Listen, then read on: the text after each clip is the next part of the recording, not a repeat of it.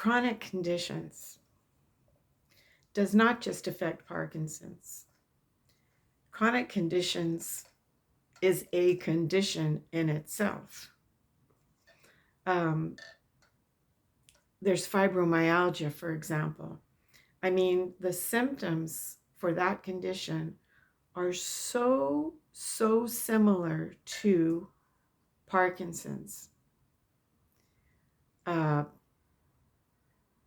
bar the tremors, but the extreme fatigue, the body pains, the feeling ill, nausea, um, just so many symptoms that you could equate to Parkinson's or other conditions that are out there.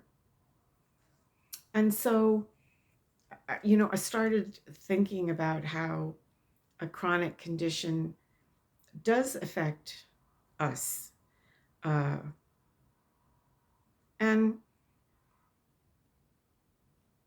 chronic conditions, they rob you of a lot of things because it's really hard to plan something because you feel stress that you may have to cancel that. Um, there's planning a journey. So if you're going out for a few hours, you've got to make sure that you have, that you're always hydrated, that you have your medications, that you need to know where you're going, maybe how long the journey is going to take, because then you may need to plan stops so that you can stretch muscles. Cramping is a big, huge thing when you're traveling in a car. Your feet, your legs can all be subject to extreme cramping if the muscles aren't stretched properly. You may need to know where toilet facilities could be. You may need to even bring a few snacks along because you may not find somewhere that is going to have foods that will agree with you.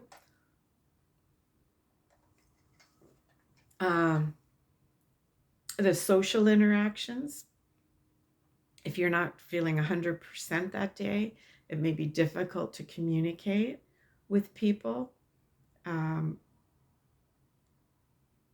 Chronic conditions can put a real damper on things, I think.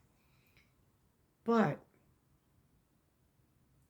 I think at the same time, in my case anyway, I still have to make the effort. And I don't necessarily have to plan long journeys. But there is a lot that goes into preparing to go out, even just to go to do a grocery shopping, or to do a few messages, like if you go into the city where everything's available to you and you think, well, yeah, I should try and get, things done today so that I don't need to make 2 or 3 trips, during the week. And then you kind of end up burning yourself out because you've done too many things. It is supposed to be about balance, but and the one thing that Parkinson's is trying to teach me, and I say trying because I haven't mastered it yet, is the art of pacing one's self. I've never been a pacer. I've always been high energy, high achieving, uh, multitasker, um, people pleaser.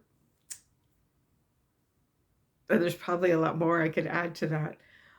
But to actually pace myself, to actually slow down, now that is something that's a work in progress because I'm still, yeah, well, I mean, I was only diagnosed with the Parkinson's last July, so it's still less than a year.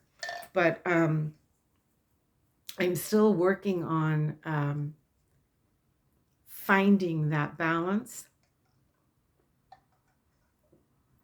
finding that pace. You know, like if you look at somebody who jogs, you know, they keep at a steady pace. It's actually quite nice to see because I often wonder if maybe they they have the urge to like run like crazy, right? But then they know that if they do that, they're going to burn themselves out. And in order to win a race, I think you have to kind of stay excuse me, at a steady pace. So that's something that I think is a big, huge factor in chronic conditions is finding the balance and pacing ourselves. And so, yeah, I definitely think that is a work in progress.